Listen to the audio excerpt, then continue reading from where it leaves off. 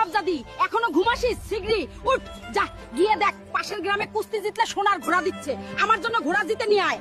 আরে বিল্লু, মা শুধু সারাদিন বকতে থাকে, আজকে আবার সোনার ঘোড়ার কথা বললো।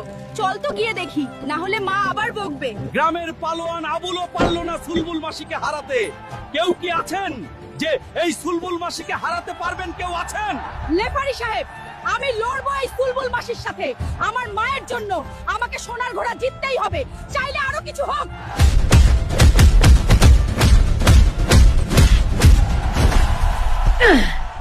কি রে, কোথায় গেল তোর পাওয়ার? ফুস হয়ে গেল নাকি?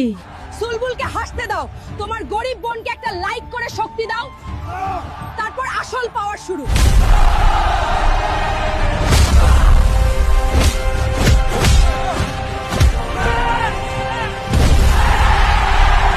বুলবুলি, এই নাও তোমার সোনার ঘোড়া। মায়ের জন্য ঘোড়া জিতে নিয়ে নিলাম। ভিডিও ভালো লাগলে সাবস্ক্রাইব আর লাইক করে কমেন্টে মা লিখে যাবেন।